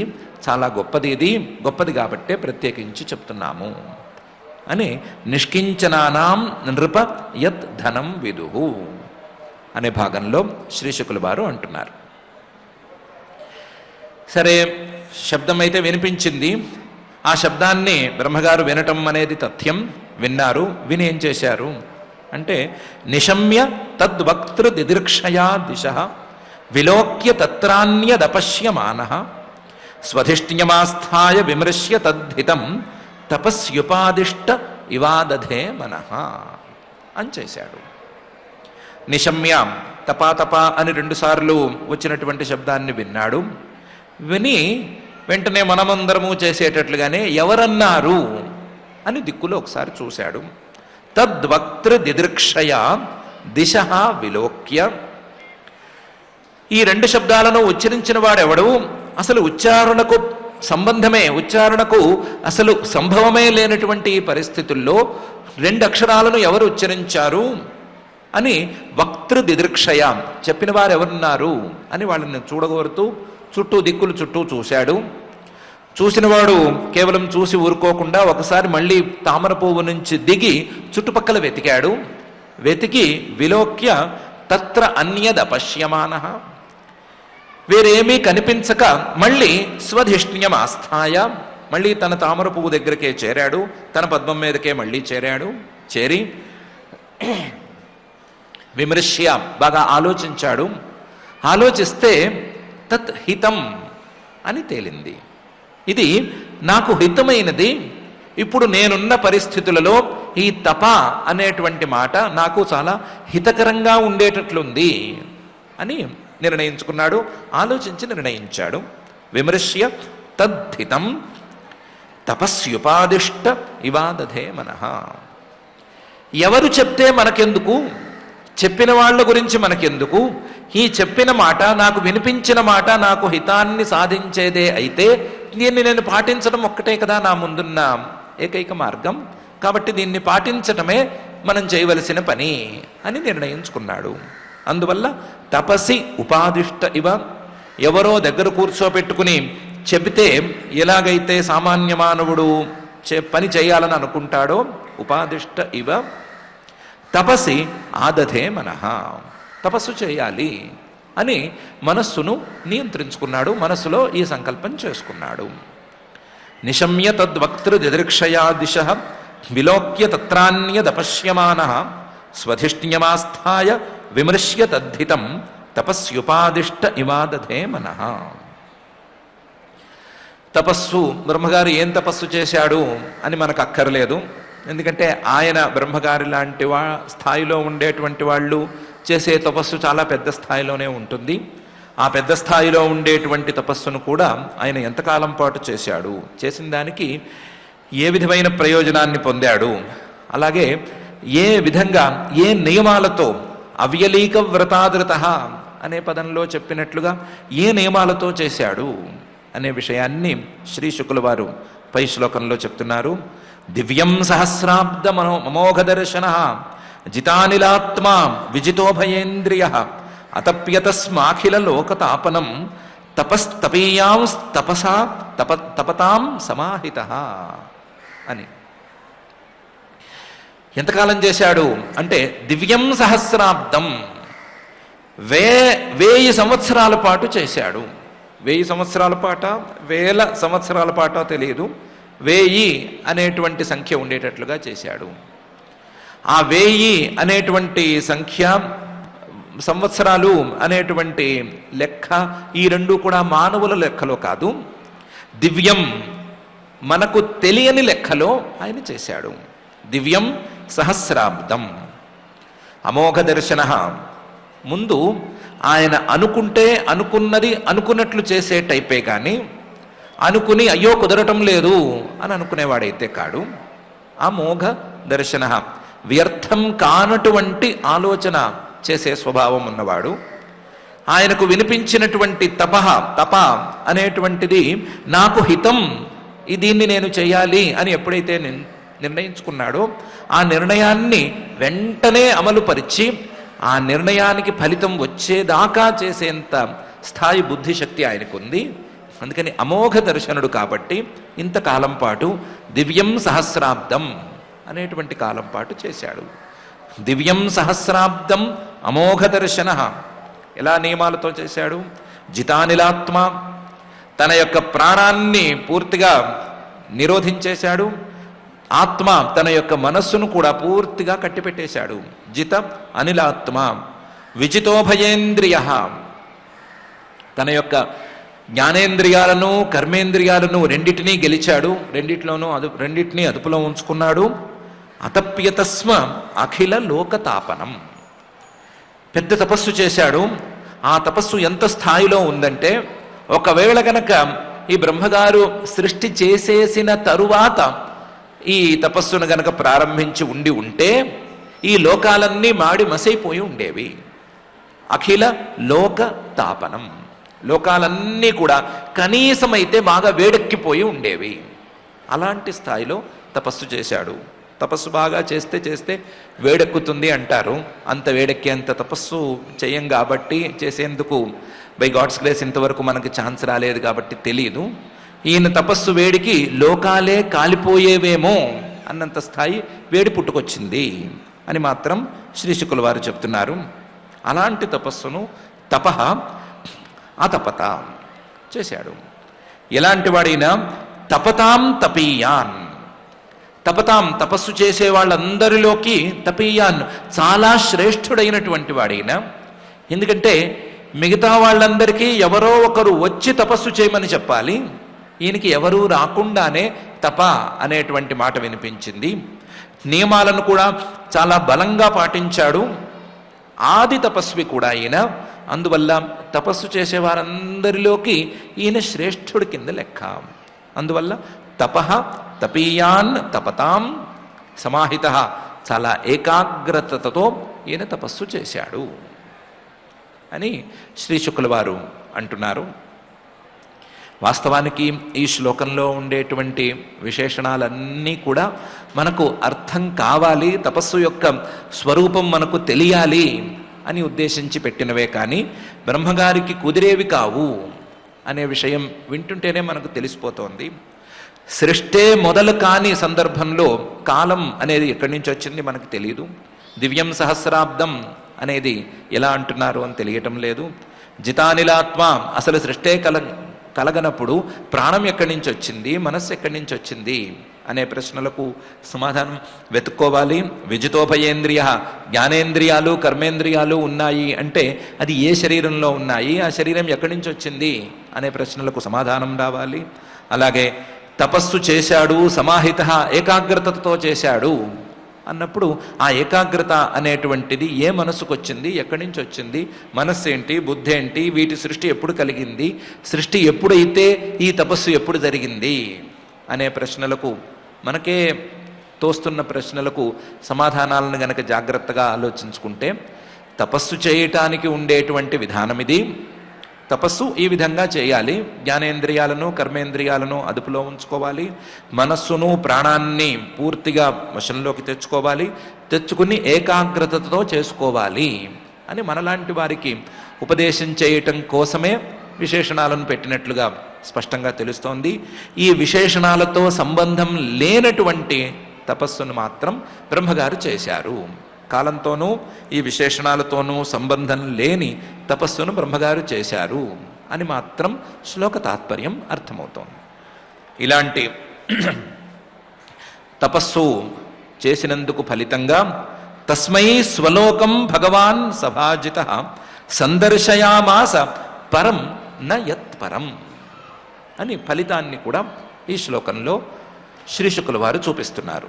తస్మై స్వలోకం, ఆ బ్రహ్మగారికి ఆయన చేసుకున్నటువంటి తపస్సుకు ఫలితంగా తన యొక్క లోకాన్ని సభాజిత, భగవంతుడు సభాజిత, తపస్సుతో గౌరవింపబడ్డవాడై, తపస్సుని ఆయన ఒక గౌరవంగా తీసుకున్నాడు. తన మాట మన్నించినందుకు సంతోషించాడు. తపస్సు చేసినందుకు కూడా అనుగ్రహించాడు. అనుగ్రహించి స్వలోకం సందర్శయామాస, తన యొక్క లోకాన్ని ఆయనకు చూపించాడు. ఆ లోకం ఎలాంటిది? పరం, అన్నిటికంటే గొప్పది. నయత్పరం, ఆ లోకం కంటే గొప్పదైనది మరొకటి లేదు అనే స్థాయిలో ఉన్నది. అటువంటి లోకాన్ని బ్రహ్మగారు చేసినటువంటి తపస్సుకు ఫలితంగా శ్రీమన్ మహావిష్ణువు చూపించాడు. తస్మై స్వలోకం భగవాన్ సభాజిత సందర్శయామాస పరం న యత్పరం. అంత గొప్పదనం ఏముంటుంది ఆ లోకంలో అని అడిగితే శ్రీశుకుల వారు అంటున్నారు, వ్యపేత సంక్లేశ విమోహ సాధ్వసం స్వదృష్టవద్భి పురుషైరభిష్టుతం ప్రవర్తతే యత్ర రజస్తమస్తయో సత్వంచ మిశ్రం నచ కాల విక్రమ అని. ఆ లోకంలో వ్యపేత సంక్లేశ విమోహ సాధ్వసం, భగవానుడు ఉండేటువంటి వైకుంఠం అనేటువంటి ఆ ప్రాంతంలో ఏ రకమైనటువంటి క్లేశాలు కష్టాలు లేవు. విమోహం అంటే అజ్ఞానానికి కానీ ఆ అజ్ఞానం తాలూకు భ్రమలకు కానీ అక్కడ ప్రవేశం లేదు. సాధ్వసం భయం అనేటువంటి మాటకు అక్కడ ప్రసక్తే లేదు. అలా వ్యపేత సంక్లేశ విమోహ సాధ్వసం, సంక్లేశాలు విమోహాలు భయాలు ఇవన్నీ తొలగిపోయినటువంటి వీటన్నిటి ఊసే లేనటువంటి ప్రదేశం అది. అందువల్ల ఇది అందరికంటే గొప్పది, అన్నిటికంటే గొప్పది. ఇంతేకాదు స్వదృష్టవద్భి పురుషైరభిష్టుతం, కేవలం మంచి అదృష్టం ఉండేటువంటి పురుషులు ఎంతో తపస్సు చేసుకునే బ్రహ్మగారి లాంటి స్థాయిలో తపస్సు చేసుకునేటువంటి వారు మాత్రమే దాని గురించి కనీసం మాట్లాడగలుగుతారు. దాన్ని ఇది మంచి లోకం, వెళ్ళవలసిన లోకం, చూడవలసిన లోకం అని కనీసం స్తుతైనా చేయగలుగుతారు. స్తుతి చేయటానికి కూడా చాలా పెద్ద స్థాయి అదృష్టం కావాలి. మరి దాన్ని చేరటానికో అంటే స్వదృష్టవద్భి, స్వస్వరూపమైనటువంటి పరమాత్మను చూసిన వారికి మాత్రమే ఇందులోకి ప్రవేశం. అలాంటి లోకం, అందువల్ల ఇది అన్నిటికంటే గొప్పది. స్వదృష్టవద్భి పురుషైరభిష్టుతం. ఇంతేకాదు ప్రవర్తతే యత్ర రజస్తమస్తయో సత్వంచ మిశ్రం నచ కాల విక్రమ. ఈ లోకంలో లోకం కాబట్టే అందులో ఏదో ఒక గుణం తాలూకు ప్రభావం ఉండి తీరాలి. కానీ ఆ గుణం సత్వం తప్ప మరొకటి కాదు. కేవలం సాత్విక గుణ ప్రభావమే ఆ లోకంలో ఉంటుంది. సాత్విక గుణంతో కలిసి కూడా రజోగుణం కానీ తమో గుణం కానీ అక్కడ మనుగడను సాగించలేవు.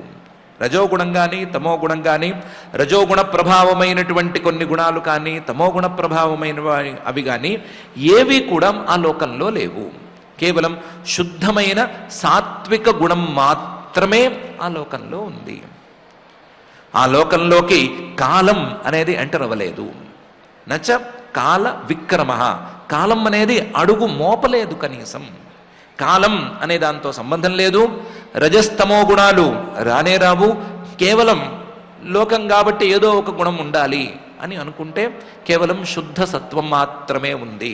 అలాంటి లోకం వ్యపేత సంక్లేశ విమోహ సాధ్వసం స్వదృష్టవద్భి పురుషైరభిష్టుతం ప్రవర్తతే యత్ర రజస్తమస్తయో సత్వంచ మిశ్రం నచ కాల విక్రమ అని ఈ లోకం అన్నిటికంటే ఎందుకు గొప్పది అనే విషయం మీద కొన్ని కారణాలను శ్రీ శుకుల వారు చెప్తున్నారు. అంతేకాదు ఆ లోకాన్ని వర్ణించి చూపించినట్లయితే అది ఎందుకు గొప్పది అని అందరికీ తెలిసిపోతుంది.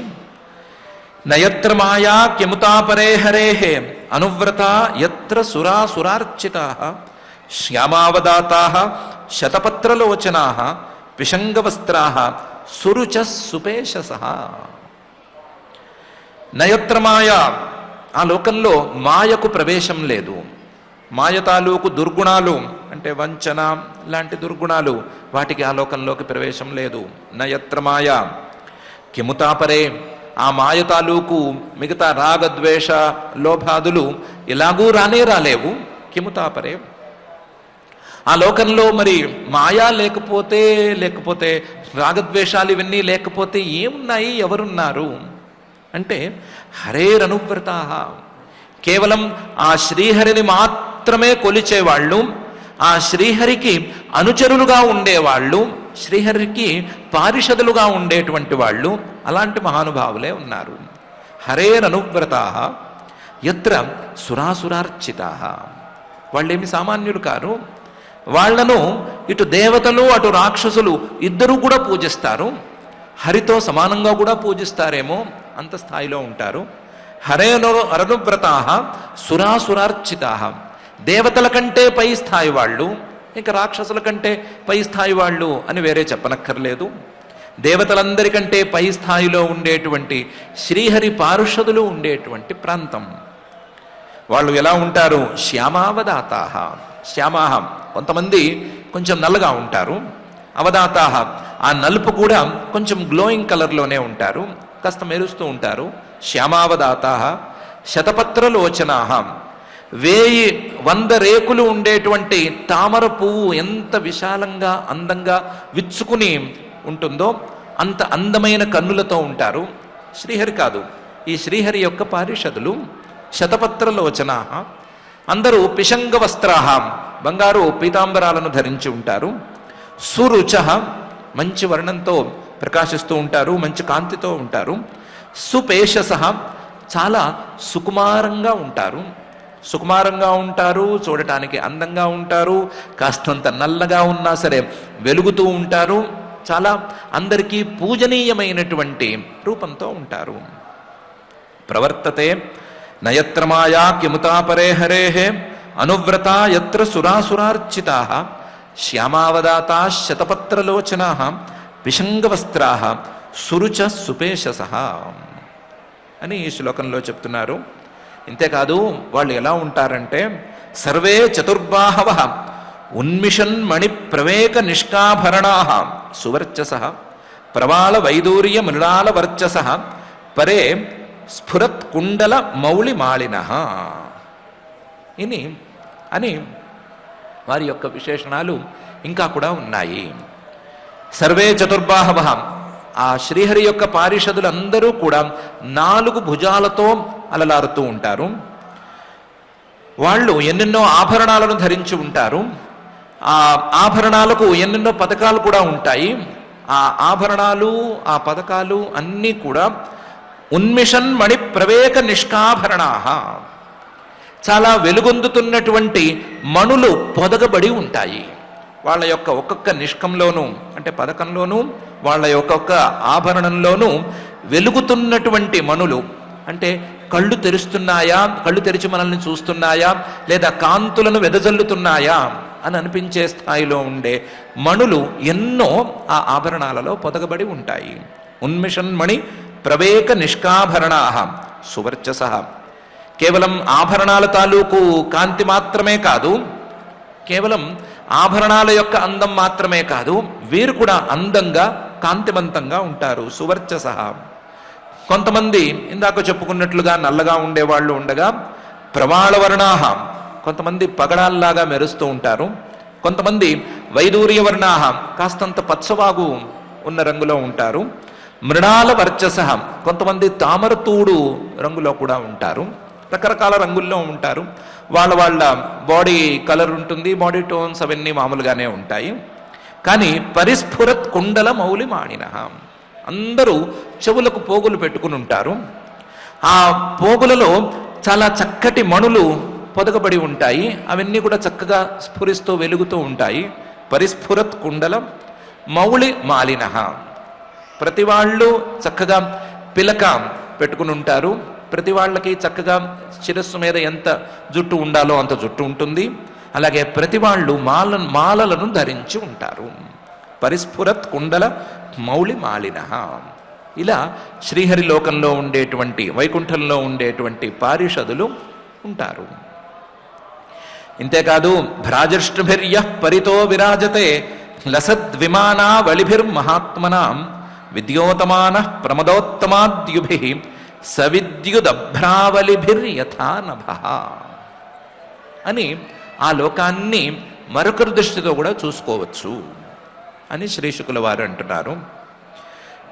ఆ లోకంలో ఈ 4 భుజాలను ధరించి అందంగా ఉన్నారు చాలామంది శ్రీహరి పారిషదులు అని చెప్పుకున్నాం కదా.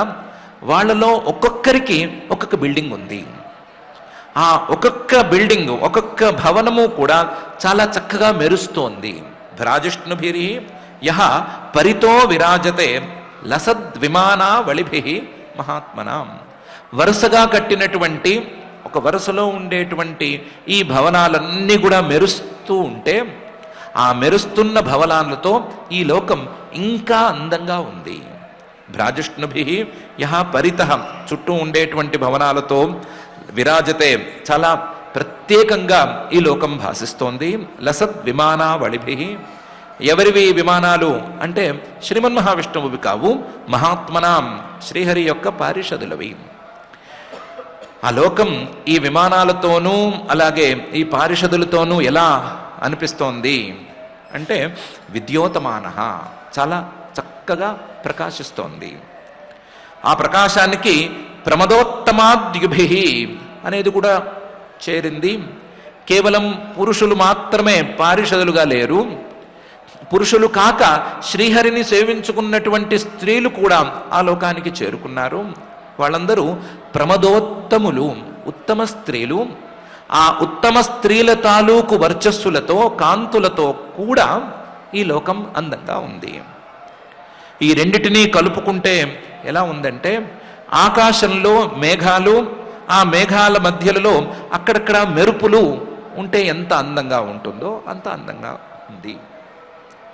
సవిద్యుదభ్రావళిభి యథా నభః, విద్యుల్లతల్లాంటి ఉత్తమ స్త్రీలు, ఆ ఉత్తమ స్త్రీల యొక్క కాంతులు, ఆ కాంతులతో కూడినటువంటి నల్లని శరీరాలు కలిగిన వాళ్ళు లేదా రంగురంగుల శరీరాలు కలిగినటువంటి వాళ్ళు పారిషదులు, ఆ పారిషదులు ఉండేటువంటి విమానాలు అంటే వాళ్ళు ఉండేటువంటి భవంతులు, ఇవన్నీ కూడా మేఘాల్లాగా భాసిస్తూ ఉంటే మేఘాల మధ్యలో విద్యుల్లతలు అంటే మెరుపు తీగలు మెరిస్తే ఎలా ఉంటుందో అలా ఆకాశంలో ఉన్నట్లుగా ఈ లోకం ఉంది అని భ్రాజిష్ణుభిర్య పరితో విరాజతే లసద్ విమానావలిభిర్మహాత్మనాం విద్యోతమాన ప్రమదోత్తమాద్యుభి సవిద్యుదభ్రావలిభిర్యథా నభః అనేటువంటి శ్లోకంలో శ్రీ శుకుల వారు లోకాలను వర్ణిస్తూ ఉన్నారు. లోకంలో కేవలం పారిషదులను మాత్రమే వర్ణిస్తే వీల్లేదు, పారిషదుల పై స్థాయిలో ఉండేటువంటి ఒక వ్యక్తి గురించి వర్ణించాలి. ఆ వ్యక్తిని వర్ణించిన తరువాత ఆ శ్రీమన్ మహావిష్ణువును ఆయన ఏ విధంగా ఉన్నాడు అని వర్ణించి చూపించాలి. కాబట్టి ఆ విషయాలను మహర్షి గారు పై శ్లోకాలలో వర్ణించడానికి పూనుకున్నారు. మనమైతే శ్రీ శుకుల వారు ఇంతవరకు ఉపదేశం చేసిన వాటిల్లో ప్రధానమైనటువంటి 2 అంశాలను గట్టిగా పట్టుకుని ఈ రోజుకు వ్యాఖ్యానాన్ని పూర్తి చేసేసుకుందాము. ఒకటి, జీవుడికి శరీరానికి వచ్చినటువంటి సంబంధం. ఆ సంబంధం విషయంలో శ్రీ శుకుల వారు వ్యక్తం చేసినటువంటి ఉపనిషద్ అభిప్రాయం అనేది ఒకటి. ఆ అంశం మీద మనం ఇంకా చాలా ఎక్సర్సైజ్ చేయవలసి ఉంది, ఇంకా చాలా వినవలసి ఉంది, చాలా ఉపపత్తులను గురించి ఆలోచించుకోవలసి ఉంది, రకరకాల యాంగిల్స్లో ఆ విషయాన్ని అర్థం చేసుకోవలసి ఉంది. దాన్ని ఎలాగూ చేయబోతున్నాము. కాకపోతే ప్రాథమికంగా అది ఆత్మమాయాకృతం అనేటువంటి సూత్రప్రాయమైన సిద్ధాంతాన్ని మనం అర్థం చేసుకోవలసి ఉంది. దానికి దృష్టాంతంగా స్వప్నదృక్ అని శ్రీ శుకుల వారు చెప్పినటువంటి అంశాన్ని గురించి ఆలోచించుకోవలసి ఉంది. అదేవిధంగా ఇలాంటి విషయాలు, ఇంతకంటే గొప్ప విషయాలు గనక అర్థం కావాలి అంటే దానికి తపస్సు అనేది ఒక్కటే మార్గము అని, అది గనక నిర్వ్యలీకంగా ఏ రకమైన కోరిక లేకుండా గనక చేసుకోగలిగితే దానికి ఫలితం అనేది తప్పనిసరిగా ఉంటుంది అని అర్థం చేసుకోవలసి ఉంది. ఈ 2 అంశాలను, ప్రధానమైన అంశాలను చూసుకుంటూ ఇతర అంశాలను కూడా మనం జ్ఞప్తికి తెచ్చుకుంటూ మనకు కూడా అలాంటి నిర్వ్యలీకమైన వ్రతాలతో కూడిన తపస్సును అనుగ్రహించి మనకు కూడా ఆయన యొక్క దర్శనాన్ని అనుగ్రహించవలసిందిగా నిరంతర హృదంతర నివాసి అయిన ఆ శ్రీనివాస పరమాత్ముని భక్తిగా వేడుకుందాం. వేడుకుని ఈ రోజుకు పారాయణ కార్యక్రమాన్ని ప్రారంభించుకుందాం. ఈరోజు శ్రీమద్భాగవతంలో 2వ స్కంధంలో 9వ అధ్యాయంలో శ్లోకాలు మనం పారాయణ చేసుకోబోతున్నాం. అథ శ్రీమద్భాగవతే श्रीमद्भागवते పారమహంస్యాం సంహితాయాం पारमहंस्यां संहितायां ద్వితీయస్కంధే द्वितीयस्कन्धे నవమాధ్యాయే శ్లోకాః नवमाध्याये श्लोकाः శ్రీశుక ఉవాచ श्रीशुक उवाच ఆత్మమాయామృతే రాజన్ आत्ममायामृते राजन् పరస్యానుభవాత్మనః परस्यानुभवात्मनः న ఘటేతార్థసంబంధః न घटेतार्थसम्बन्धः స్వప్నద్రష్టురివాంజసా स्वप्नद्रष्टुरिवाञ्जसा బహురూప ఇవ భాతి बहुरूप इवा भाति మాయయా బహురూపయా मायया बहुरूपया రమమాణో గుణేష్వస్యాః रममाणो गुणेष्वस्याः మమాహమితి మన్యతే ममाहमिति मन्यते యర్హి వావమహిమ్ని స్వే यर्हि वावमहिम्नि स्वे పరస్మిన్ కాలమాయయోః परस्मिन् कालमाययोः రమేత గత సమ్మోహః रमेत गतसम्मोहः త్యక్త్వోదాస్తే తదో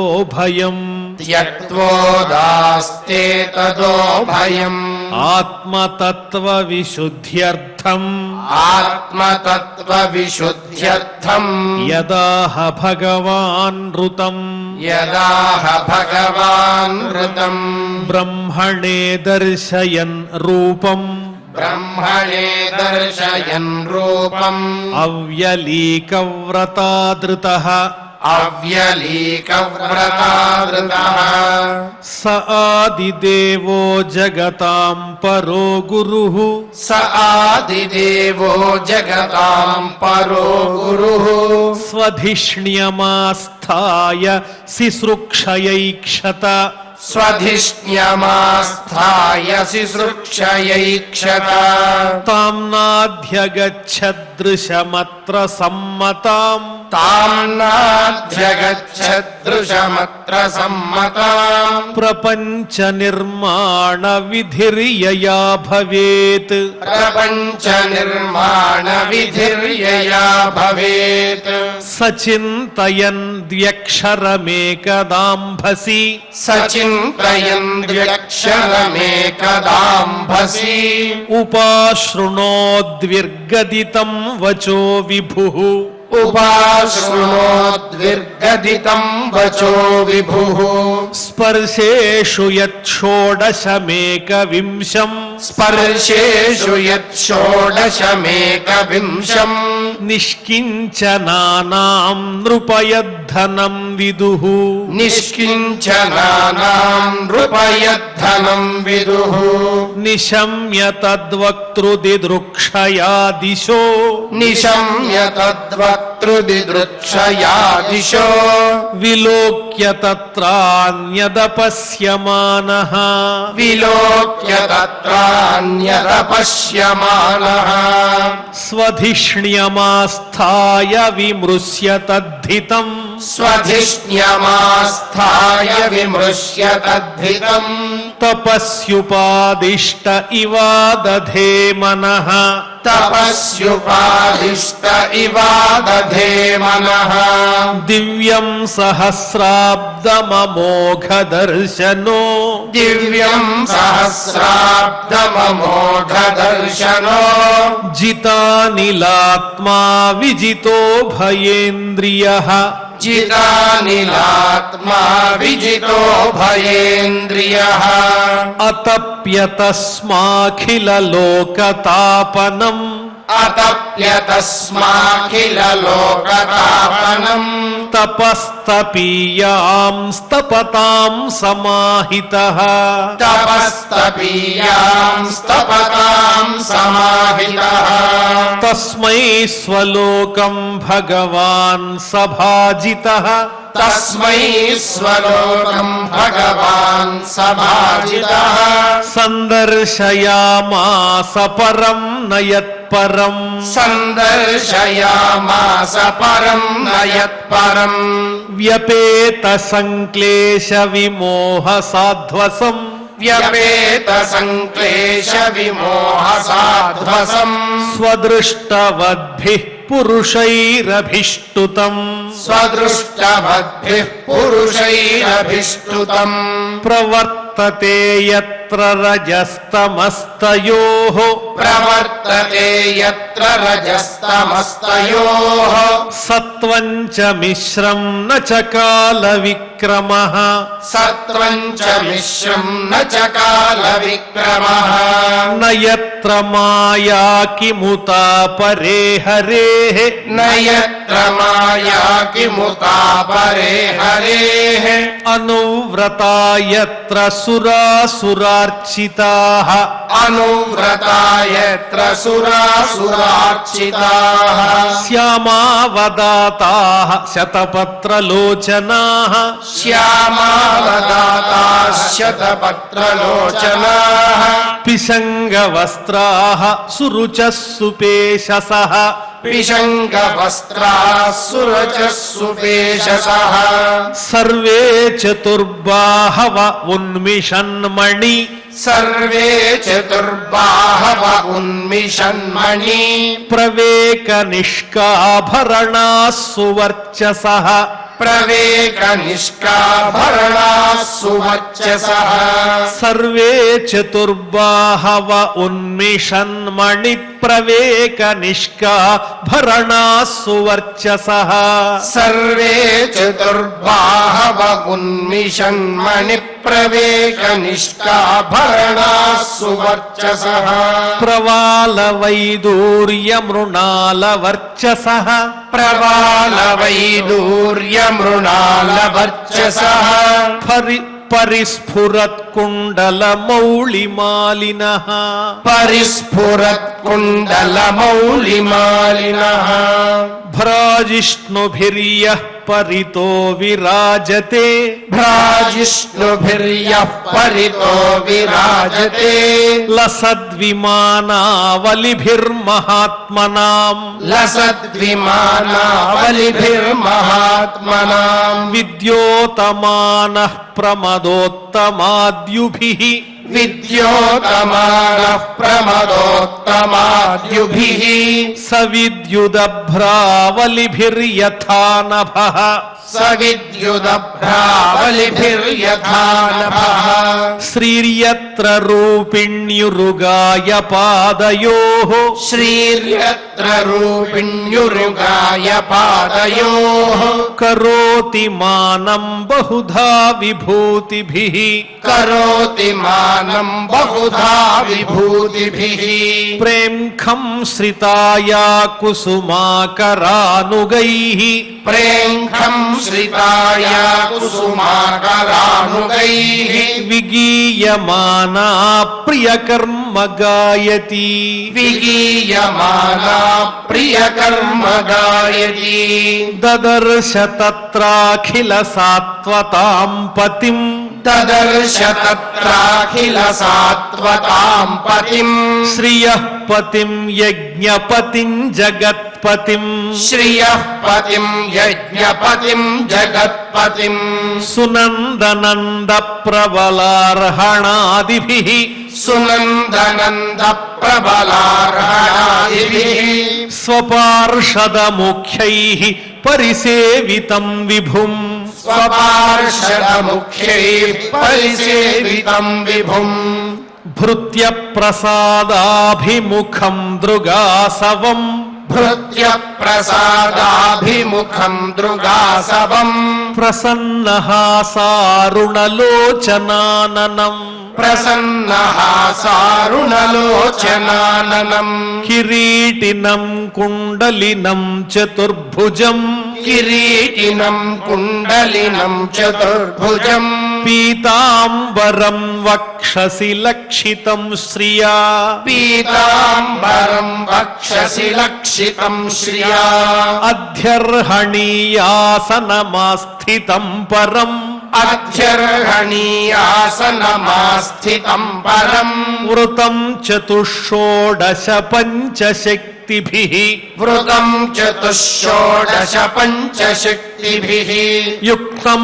భగైస్వైరితరత్ర చాధ్రువైః యుక్తం భగైస్వైరితరత్ర చాధ్రువైః స్వ ఏవ ధామన్ రమమాణమీశ్వరం స్వ ఏవ ధామన్ రమమాణమీశ్వరం తద్దర్శనాహ్లాద పరిప్లుతాంతరో తద్దర్శనాహ్లాద పరిప్లుతాంతరో హృష్యత్తనుః ప్రేమ భరాశ్రులోచనః హృష్యత్తనుః ప్రేమ భరాశ్రులోచనః ననామ పాదాంబుజమస్య విశ్వసృక్ నామ పాదాంబుజమస్య విశ్వసృక్ యత్పారమహంస్యేన పథాధిగమ్యతే యత్పారమహంస్యేన పథాధిగమ్యతే తం ప్రీయమాణం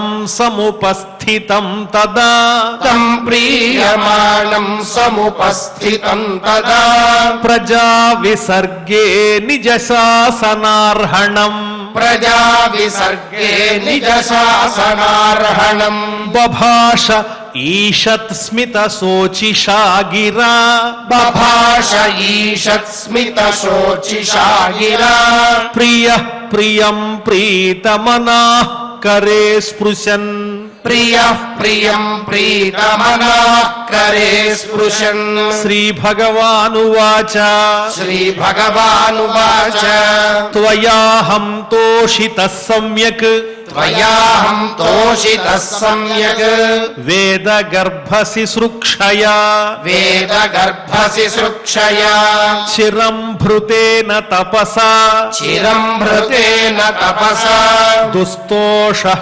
కూటయోగినాం దుస్తోషః కూటయోగినాం వరం వరయ భద్రంతే వరం వరయ భద్రంతే వరేశం మాభివాంఛితం వరేశం మాభివాంఛితం బ్రహ్మన్ శ్రేయః పరిశ్రామః బ్రహ్మన్ శ్రేయః పరిశ్రామః పుంసో మద్దర్శనావధిః పుంసో మద్దర్శనావధిః మనీషితానుభావోయం మనీషితానుభావోయం మమ లోకావలోకనం మమ లోకావలోకనం యదుపశ్రుత్య రహసి యదుపశ్రుత్య రహసి చకర్థ పరమంతపః జగర్థ పరమం తపః ప్రత్యాదిష్టం మయా తత్ర ప్రత్యాదిష్టం మయా తత్ర త్వయి కర్మ విమోహితే త్వయి కర్మ విమోహితే తపో మే హృదయం సాక్షాత్ తపో మే హృదయం సాక్షాత్ ఆత్మాహం తపసో నఘ ఆత్మాహం తపసో నఘ సృజామి తపసైవేదం సృజామి తపసైవేదం గ్రసామి తపసా పునః గ్రసామి తపసా పునః బిభర్మి తపసా విశ్వం బిభర్మి తపసా విశ్వం వీర్యం మే దుశ్చరన్ తపః వీర్యం మే దుశ్చరన్ తపః ఇతి ఇతి శ్రీమద్భాగవతే శ్రీమద్భాగవతే పారమహంస్యాం సంహితాయాం పారమహంస్యాం సంహితాయాం ద్వితీయ స్కంధే ద్వితీయ స్కంధే నవమాధ్యాయే శ్లోకాః నవమాధ్యాయే శ్లోకాః. ఓం నమో వెంకటేశాయ. ఇంతవరకు శ్రీమద్ భాగవత అమృత రసాస్వాదన రూపమైనటువంటి అధ్యయన కార్యక్రమాన్ని చక్కగా ఆచార్యముఖంగా ఆలకించాం. అదేవిధంగా ఆ దివ్యమైనటువంటి శ్లోక రత్నాలను కూడా చక్కగా పారాయణ చేసుకున్నాం. ఈ అధ్యయనం ద్వారా మనకు నిరంతరం ఏదైతే ఆచార్యులు ఉపదేశించారో మమకార అహంకారాలనేటువంటివి తగ్గి మనకు ఆ జ్ఞాన తపస్సులో భాగస్వాములై ఆత్మతత్వం తెలిసే విధంగా అనుగ్రహించమని ఆ దేవదేవుని మనందరం కూడా భక్తితో శ్రద్ధగా ప్రార్థిస్తూ నిరంతరం ఈ అధ్యయన కార్యక్రమంలో మనకు ఆ జ్ఞాన బోధ కలగాలని వేదవేద్యుడైనటువంటి ఆ కలియుగ ప్రత్యక్ష దైవమైన శ్రీనివాస పరబ్రహ్మను మనసా వాచా కర్మణ త్రికరణ శుద్ధిగా ప్రార్థిస్తూ యథావిధిగా నేడు కూడా క్షమాప్రార్థన దగ్గర నుంచి మంగళాంతం వరకు భక్తితో శ్రద్ధగా పఠిస్తూ నేటి అధ్యయన కార్యక్రమానికి మంగళాంతాన్ని పలుకుదాం. అథ క్షమా ప్రార్థనా యదక్షరపదభ్రష్టం మాత్రాహీనం చ యద్భవేత్ తత్సర్వం క్షమ్యతాం దేవ నారాయణ నమోస్తుతే. అథ భగవత్సమర్పణం కాయేన వాచా మనసేంద్రియైర్వా బుద్ధ్యాత్మనా వా ప్రకృతే స్వభావాత్ కరోమి యద్యత్ సకలం పరస్మై నారాయణాయేతి సమర్పయామి. అథ లోకక్షేమ ప్రార్థనా సర్వే భవంతు సుఖినః సర్వే సంతు నిరామయాః సర్వే భద్రాణి పశ్యంతు మా కశ్చిద్ దుఃఖభాగ్ భవేత్. అథ మంగళం శ్రియః కాంతాయ కళ్యాణ నిధయే నిధయేర్థినాం శ్రీవేంకటనివాసాయ శ్రీనివాసాయ మంగళం.